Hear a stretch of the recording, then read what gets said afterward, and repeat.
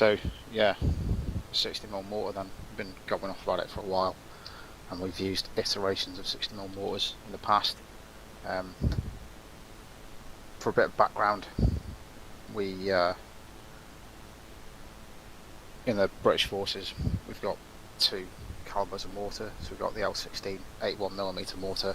That's the one that everyone's sort of familiar with. It's a crew-served weapon with a base plate, a tripod, a barrel itself. It's got a max range of just shy of 6k. So for what we do in BCB, it's not mega useful. We have them on call via things like combat support, or now and again we might have someone take on and set it up if we're vehicle mounted, or people who died, like Parsons has done it before in the past, where he's browned out and then gone back to the respawn point and set up an 81. We've called in fire missions. It's useful, it's a bit of a force multiplier, but for like the size of BCB, it's a bit over the top. We can't really spare the manpower to operate it, because you're looking at the number one carrying the base plate, number two carrying the barrel, then you're looking at least one bloke carrying ammunition, and then the ammunition weighs so much that you can't really carry a lot of it. Again, in reality, when you're going out on ops with a mortar detachment, every man will carry two 81mm rounds, and it's like an extra fucking 15 kilos on top of everything else that you're carrying. So you can see why in game we tend to fucking sack it off. The next one that some of you may have seen, certainly on like the SQ intro thing with Frizz, is the 60mm in sort of the it's not the light roll, but it's, again, fired from a base plate with a bipod, and it's got a range of about 4k. That's something that's more applicable to us as a light infantry platoon, because again, the way mortars in the British forces are going, they're moving towards using 60mm mortars more often than 81, just because it's more practical. And again, for us in BCB, that sort of mortar is quite practical. It'll come to the point where we'll start using 60 and 81s and doing like an in-depth mortars SQ course, kind of like the GPMGSF one, so we get into using ace map tools and working out bearings and angles, and it gets a bit in depth. And then finally we're on to the M6 in the commando variant, as you've seen on my fucking back at the moment. It's basically man portable, one man operated 60mm mortar.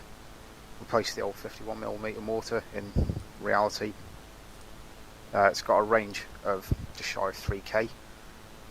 There's nothing fancy to it, it's literally point it at where you want it to go, angle the barrel a bit and then fire it off. That's it. It's fucking relatively simple. Can fire HE, so we can drop fucking high explosive death on people. Can fire smoke, which is white phos, so we can either smoke out or use it for screening, or we can just fucking drop it on villages and burn school children. And there's always one who's late. Or we can fire a loom, and obviously a loom is used for nighttime ops. Again, with the advent of every man having night vision and having a night vision sight, a loom doesn't get used too much. I mean, we've got it for the EGLs, but we rarely use it. But a loom can be mega practical, especially in sort of low ambient light conditions. If it's fucking mega overcast, your night vision doesn't work too well, so you can pop off a loom. And again, the 60 will allow us to do that with more effect, basically because it's a bigger round, it carries more phos and magnesium, so the illuminated area is bigger and it comes down a little parachute. It's quite cool. But on to the point tonight then, all we're going to go through is setting up the mortar, firing it off, how to adjust for range, sort of the roles of the platoon mortarman. Everyone happy so far? Yep. Yeah. Sweet. Yep. So your role as platoon mortarman then, we'll only have one in the platoon at a time, so that's why it's a bit of an SQ thing. As I said on the forum, platoon mortarman will be attached either to myself in the platoon sergeants group or HQ group, or potentially detached to like a support section with Johnny, or whoever's running the support section. And you're basically there to bolster the platoon's firepower between having hand grenades and UGLs, and then having to call in bigger things like 81, 105, 155 and air. The nice thing is about being a platoon mortarman, it's a bit of fucking trust in that you have to be proficient with it, and it's one of those things that you will have to practice with in your own time if you want to keep doing it and fucking get good at using it and trying to get rounds on target. The other thing is it's there and it's readily available, so if a section commander is in contact and he needs a bit of HE or a bit of smoke, it's not going to wait for 5 minutes for then the artillery via combat support to say actually you're out of range. We can then move the platoon mortarman to a position where he's in range. We can start popping off whatever sort of round he needs to, be it a loom or HE or smoke, and actually get an effect on target relatively quickly. Obviously, as with everything, you're going to be limited by the amount of ammunition you can carry, especially if you're just in platoon sergeant's group, because you have myself, Fluff, Frizz, and maybe Johnny. We're not going to be able to carry too many extra rounds for you. However, if you're with, say, a support section, then you can carry far more ammunition. Or again, if we're vehicle mounted, you can have extra ammunition in the vehicles. So the mortar itself then, like any sort of crucial weapon, it acts as a vehicle when you start to use it, so it's like the SF guns or BIS mortars or things like that. So as soon as you get in it and you start firing off rounds, the enemy see it as a vehicle, and that means they'll start directing fire towards it, so you need to bear that in mind when you start employing it. To actually use it then, it's like any sort of crucial weapon, like tripods, etc. It's in your launcher slot, so to use it, just literally ditch it out of your mortar, out of your launcher slot onto the deck. If everyone does that, just make sure you got a little bit of space, you're not all getting too far away. Everyone still hear me? I can hear you. Yep. Sweet. So as you look down at it then, you'll have a load of options. You should have reload, prep, HE, smoke and a loom, and then get in as gunner and pick up. Obviously prepping the round, that just prepares a round for firing. If you don't have a round, so if you try and prep a loom and you don't have a loom, you won't be able to prep it. If you select prep HE, you'll see it then appears in green, and then we can get in the mortar as the gunner. So when you get in the mortar as gunner, it should come up with like a compass and a little spirit level type. It's actually an ACI or a cozone indicator, and that basically gives you the range, or your elevation rather. Everyone see that? No one's bugged with it? Yep. Right, yep. Sweet. So if you go into your first person view then and press shift and B, you'll have a range card come up on the right hand side of the screen. Everyone seen that? No. Nope. So you have to be in first person for it. Control B. Yeah, sorry, Control B. I've got it. Yeah, see. Yeah, so you've got a range card. If you reload it, so you've got a round in, and then press F, you'll then see that you're cycling the charge of the round. So it's got charge 0, charge 1, charge 2, charge 3, and the range card will change depending on the charge that you've got. Everyone seen that? Yep. Yes. Yep. So you've got the range in meters, the elevation in mils, and as you can probably guess, that then corresponds with the elevation that's displayed on the screen. To change elevation, it's just page up and page down. Obviously, the closer something is to you, or the closer the range, the higher the elevation is going to be. The further away it is, the lower the elevation is going to be. Everyone happy with that so far? Yep. Yeah. Now it's quite hard to aim, obviously, so if you press shift and tilde, you'll get like a little orange and black circle appear for a few seconds. seen. Yeah. That's Yep. giving you a rough idea of where you're looking.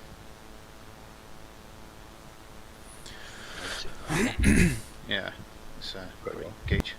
Yeah, So essentially, that was right, and then what was that key, sorry? tilde, so like your safety catch for ace. Alright. Is that key?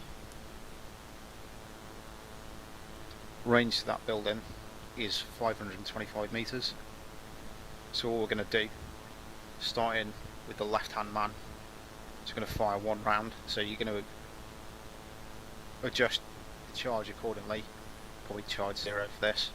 Adjust your elevation using page up, page down, and obviously if you need to use the little indicator to try and see where you're actually aiming, or the rough area that you're aiming, you won't be able to get it bang on because we're elevated, but you'll be able to get certainly the direction correct.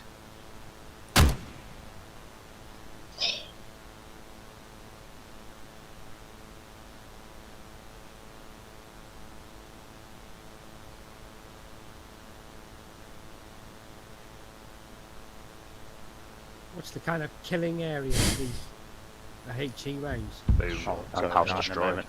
Alright. So, just as a quick example there, just so you can get a quick feel for actually using it. It's relatively straightforward, as long as you prep the ammunition, and then my fault is I didn't let you know that you had to actually load it once you prep the ammunition. Prepping the ammunition just gets it ready for firing. In reality, that would be doing gay shit like taking it out of a little plastic tube and actually like changing the charge on next to its little like rings of explosive. So once you're good to go and you've worked out the range or a range from someone and actually set it up, it's relatively easy. As I said earlier, it's just point and click, kind of like an enlarged UGL. So Di was asking about the like the radius of it. So if we look down there, a couple of rounds dropped short, about 150 metres. About 150 metres, people are still going to be catching shrapnel up from it. But 150 metres is probably not going to be fatal to them, but you're still going to be causing casualties because it's an area weapon as well. Every round is going to land in the same place, so you can have a bit of dispersion. So each round is kind of going to go within about 5 or 10 metres of the last one. So to that end, you're already expanding the killing area and the sort of coverage that you're giving. So if we've got a point target like a building or a bunker or a vehicle out in the open, we can land rounds pretty much on top of it, if not in and around it, and it'll fuck up the building and it'll fuck up people inside it. If it's troops out in the open, again, they're just going to get decimated as soon as you land within sort of 50 metres of them. The lethality area is about 40 to 50 metres, whereas lethality on a UGL is 5 metres. So you can already see the sort of effect that we're going to have by employing this. Again, smoke is going to do a lot more screening than either hand grenades or like smoke hand grenades or smoke rounds from the UGL.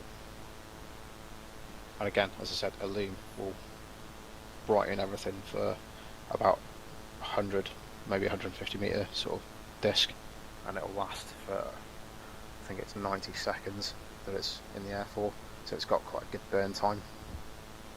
The rates of fire then, rapid rate of fire is 8 rounds a minute, and sustained rate of fire is 3 rounds a minute.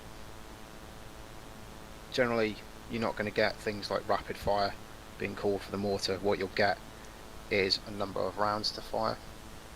So if you're asked to fire, say 5 rounds, fire for effect, all you're going to do is literally fire reload for 5 rounds, and you can do it mega quickly. As soon as you fire, you can just press R and load the next round and fire again. We'll go through this in a little bit just so you can get a bit of practice. You can have a number 2 loading the rounds for you using like ace interaction. However, it's slower to do that than it is just to do it yourself. Obviously they can be feeding you round into your day sack and you can start going through those, but just click R, click R, click R, you'll get rounds out mega quickly. Because yes, at sort of 500 metres you're getting, if not directly on the target, within 100 metres of it, which is pretty good. But as we push out to about a K, it's going to be a bit harder to judge where your round is going to land. And then we're going to talk about making adjustments as well. So you've probably heard it where we've called in like 81 or 105 and we've had to adjust left or adjust right, or it's been short or it's been long. When we're making adjustments, the way it's going to be called is you'll be adjusted for line, so you'll either be left or right of the target, you'll be brought into line with the target, and then you'll either have been going too far or too short. So once you've got in line with the target, then we're going to look at the range and either increasing or decreasing as necessary. The way we do this is by bracketing. So if you're firing left at the target and you're then told to move it 100 metres right, what you're going to do is just aim slightly further right than you were before, fire off another round, wait till it lands, try and walk it in. Everyone happy with that so far? Yep. Yeah. Again, the nice thing about this is if it's dismounted infantry, you're going to cover quite a wide area, and the rounds walking in on them is just going to fuck people up, which is exactly what we want. Because if they start moving, as they probably will when HE starts landing, there's a good chance they're just going to walk into your killing area anyway. If it's something static, like a building, or it's a vehicle that's been immobilised, or it's a vehicle that's just firm, then yeah, we're going to try and walk around onto it quite quickly. But just remember, even if you are long and you're off to the side, try and get it in line before you start increasing or decreasing the range. First of all, it's hard to show you without it on screen, but when you go into your range card, the most right hand column is a difference in elevation. So I can't remember the figures off the top of my head, but it'll have, like, if you're 100 metres higher than the target, it'll then ask you to add or remove X amount of mils. Yeah, that's it. Yeah. Okay. So Yeah, added bumstick. again, the other consideration is then wind. So wind's going to affect the rounds a little bit. So using shift and K to bring up your little wind indicator, just bear that in mind before we start popping off rounds, because again, you might be aiming directly on the target, but then that's just brilliant. The wind might be going left to right, so it's then going to push your rounds right to the target, so you're then going to have to aim left of the target.